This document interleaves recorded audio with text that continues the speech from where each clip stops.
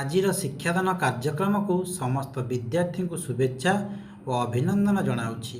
ପିଲାମାନେ, ଆଜି ଆମେ ନବମ ଶ୍ରେଣୀ ସାହିତ୍ୟ ଧାରାର ନବମ ଅଧ୍ୟାୟ ଭାଷା ଓ ଜାତୀୟତା ପ୍ରବନ୍ଧର ଦ୍ୱିତୀୟ ଭାଗକୁ ପଢ଼ିବା। ଆମେ ପୂର୍ବ କାଲାଂଶରେ ପ୍ରାବନ୍ଧିକଙ୍କର ପରିଚୟ ଜାଣିଥିଲେ, ତତ୍ସହିତ ଭାଷା ଓ ଜାତୀୟତା ବିଷୟରେ ଅବବୋଧ କରିଥିଲେ। ଭାବର ବାହକ ହେଲା ଭାଷା। ଭାଷା ମାଧ୍ୟମରେ ଏକତା ଭାବ ସୃଷ୍ଟି ହୋଇଥାଏ। ଆମ ଦେଶ ଭାରତବର୍ଷରେ ଅନେକ ଭାଷାଭାଷୀ ଲୋକ ବସବାସ କରନ୍ତି। ଏହି ଅନେକ ଭାଷା ହିଁ ଆମ ଦେଶର ଲୋକଙ୍କ ମଧ୍ୟରେ ଭିନ୍ନତା ଭାବ ସୃଷ୍ଟି କରି ଜାତୀୟତା ଭାବଧାରାକୁ ନଷ୍ଟ କରେ। ପିଲାମାନେ, ଆଜି ଆମେ ଭାଷା ଓ ଜାତୀୟତା ପ୍ରବନ୍ଧର ଦ୍ୱିତୀୟ ତୃତୀୟ ଅନୁଚ୍ଛେଦଟିକୁ ପଢ଼ିବା। ତୁମେମାନେ ବହି ଦେଖ, ମୁଁ ପଢ଼ୁଛି। ପ୍ରକୃତରେ ଏ ଜାତୀୟ ସମସ୍ୟା ଭାରତ ପକ୍ଷେ ବଡ଼ ଗୁରୁତର। କେତେ ପ୍ରଦେଶ, ପ୍ରତି ପ୍ରଦେଶରେ ପୁଣି କେତେ ବ୍ୟବହାରଗତ ପାର୍ଥକ୍ୟ, ତହିଁରେ ପୁଣି ଅସଂଖ୍ୟ ପ୍ରକାର ଶ୍ରେୟ ସ୍ୱାର୍ଥର ବିବାଦ। ଏପରି ସ୍ଥଳେ କୁମାରିକାର ହିମାଳୟ ସହିତ କିଛି ସମ୍ପର୍କ ଅଛି ବୋଲି ଭାବିବାକୁ ବେଳେବେଳେ ସାହସ ପାଏ ନାହିଁ। ପୂର୍ବେ ଭାରତର ପ୍ରତ୍ୟେକ ପ୍ରଦେଶର ଅନେକ ବିଷୟରେ ସ୍ୱାତନ୍ତ୍ର୍ୟ ଥିଲା। ଯାତାୟାତର ଏତେ ସୁବିଧା ନଥିଲା। ଗୋଟିଏ ଗୋଟିଏ ପ୍ରଦେଶ ବନ ଜଙ୍ଗଲ ନଦୀ ଆଦି ସ୍ୱାଭାବିକ ସୀମା ଦ୍ୱାରା ଆବଦ୍ଧ ଥିଲା। ତେଣୁ କାଳକ୍ରମେ ସେ ପ୍ରତ୍ୟେକ ପ୍ରଦେଶର ଇତିହାସ, ସାହିତ୍ୟ, ଭାଷା, ଲୋକ ବ୍ୟବହାର ଆଦି ସ୍ୱତନ୍ତ୍ର ହେବା ସ୍ୱାଭାବିକ। କିନ୍ତୁ ବିଶେଷତ୍ୱ ଏହି ଯେ ମୂଳ ଆର୍ଯ୍ୟ ସଭ୍ୟତା ମେରୁଦଣ୍ଡ ରୂପେ ରହିଥିଲା। ଆର୍ଯ୍ୟ ଋଷିମାନେ ବୁଝିଥିଲେ ଭାବ ଏବଂ ତେଣୁ ଭାଷାର ଏକତା ମାନବ ପ୍ରାଣର ମିଳନ ପକ୍ଷେ ଏକମାତ୍ର ପନ୍ଥା। ମାନବ ଆକୃତି ପ୍ରକୃତରେ ଭିନ୍ନ ହୋଇପାରେ, ଭିନ୍ନ ଜଳବାୟୁରେ ବଢ଼ିପାରେ। ତେବେ ତାର ଅନ୍ୟ ମାନବ ସହିତ ମିଳନ କେଉଁଠାରେ? ଭାବରେ, ଚିନ୍ତାରେ, ସ୍ଥୂଳତଃ ସଭ୍ୟତାରେ। ଭାରତରେ ଆର୍ଯ୍ୟ ଉପନିବେଶ ବଢ଼ିଲା। କ୍ରମେ ସୁରସେନ ବା ମହାରାଷ୍ଟ୍ରର ଆର୍ଯ୍ୟ ସହିତ ମଗଧ ଆର୍ଯ୍ୟର ପାର୍ଥକ୍ୟ ଜନ୍ମିଲା। ପ୍ରାଦେଶିକ ସ୍ୱାତନ୍ତ୍ର୍ୟ ବଢ଼ିଲା।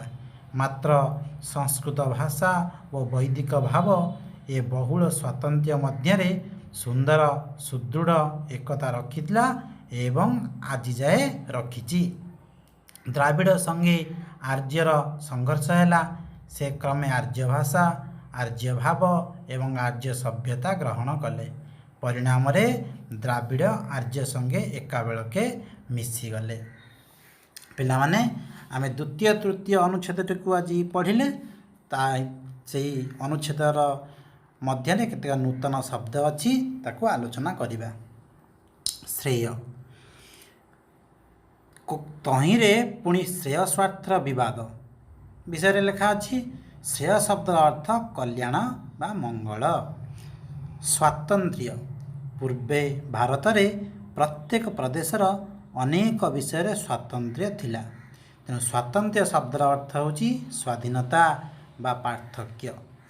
ବିଶେଷତ୍ୱ, କିନ୍ତୁ ବିଶେଷତ୍ୱ ଏହି ଯେ ମୂଳ ଆର୍ଯ୍ୟ ସଭ୍ୟତା ମେରୁଦଣ୍ଡ ରୂପେ ରହିଥିଲା। ବିଶେଷତ୍ୱ ଶବ୍ଦର ଅର୍ଥ ବୈଶିଷ୍ଟ୍ୟ ବା ବିଶେଷ ଗୁଣ। ସ୍ଥୂଳତଃ, ମାନବ ସହ ମାନବର ମିଳନ କେବଳ ସଭ୍ୟତା ଦ୍ୱାରା ହିଁ ହୋଇଥାଏ। ତେଣୁ ପିଲାମାନେ, ସ୍ଥୂଳତା ଶବ୍ଦର ଅର୍ଥ ମୋଟାମୋଟି ଭାବରେ। ଆଚ୍ଛା ପିଲାମାନେ, ଆମେ ଦ୍ୱିତୀୟ ତୃତୀୟ ଅନୁଚ୍ଛେଦ ବିଷୟରେ ଆଲୋଚନା କରିବା। ବାସ୍ତବରେ ଭାରତରେ ଜାତୀୟତା ସମସ୍ୟା ବଡ଼ ସାଂଘାତିକ ବ୍ୟାପାର ଅଟେ। ଏଠାରେ ଅଛି ଅନେକ ପ୍ରଦେଶ, ପୁଣି ପ୍ରତି ପ୍ରଦେଶର ଜନସାଧାରଣଙ୍କର ପ୍ରତ୍ୟେକ କ୍ଷେତ୍ରରେ ପାର୍ଥକ୍ୟ ରହିଛି, ଯଥା ଭାଷା, ପୋଷାକ, ଚାଲିଚଳଣି ଇତ୍ୟାଦି।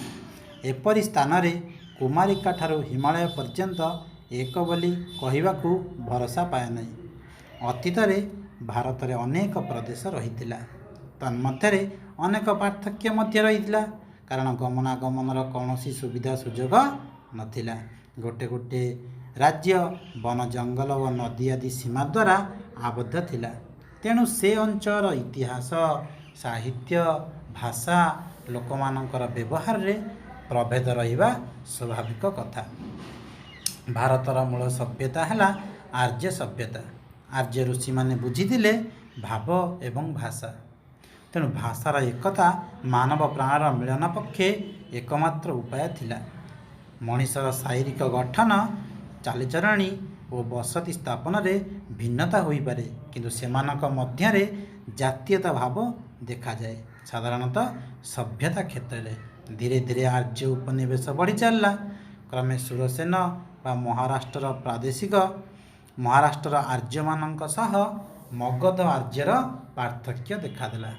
ପ୍ରାଦେଶିକ ସ୍ୱାତନ୍ତ୍ର୍ୟ ବୃଦ୍ଧି ପାଇଲା, କିନ୍ତୁ ସଂସ୍କୃତ ଭାଷା ଓ ବୈଦିକ ଭାବ ଏ ଅନେକ ସ୍ୱାତନ୍ତ୍ର୍ୟ ମଧ୍ୟରେ ଏବଂ ସୁନ୍ଦର ଏକତା ରଖିପାରିଲା, ଯାହାକି ଅଦ୍ୟାବଧି ରହିଆସିଛି। ଦ୍ରାବିଡ଼ ସହିତ ଆର୍ଯ୍ୟମାନଙ୍କର ସଂଘର୍ଷ ହେଲା। ସେମାନେ କ୍ରମେ ଆର୍ଯ୍ୟ ଭାଷା, ଆର୍ଯ୍ୟ ଭାବ ଏବଂ ସର୍ବୋପରି ଆର୍ଯ୍ୟ ସଭ୍ୟତା ଗ୍ରହଣ କଲେ। ଫଳସ୍ୱରୂପ ଦ୍ରାବିଡ଼ ଆର୍ଯ୍ୟ ସଙ୍ଗେ ଏକାକାର ହୋଇ ମିଳିମିଶି ବସତି ସ୍ଥାପନ କଲେ। ପିଲାମାନେ, ବର୍ତ୍ତମାନ ଆମେ ଦ୍ୱିତୀୟ ତୃତୀୟ ଅନୁଚ୍ଛେଦର ସମ୍ପର୍କରେ ଅବଗତ ହେଲେ। ମୁଁ ଏବେ ତୁମମାନଙ୍କୁ କିଛି ଅଭ୍ୟାସ କାର୍ଯ୍ୟ ମାଧ୍ୟମରେ ପ୍ରଶ୍ନ ପଚାରିବି, ତୁମମାନେ ଉତ୍ତର କହିବ। ପ୍ରଶ୍ନ 1 ନମ୍ବର କରେ, ଭାରତରେ କେଉଁ ସଭ୍ୟତା ମେରୁଦଣ୍ଡ ରୂପେ ରହିଥିଲା?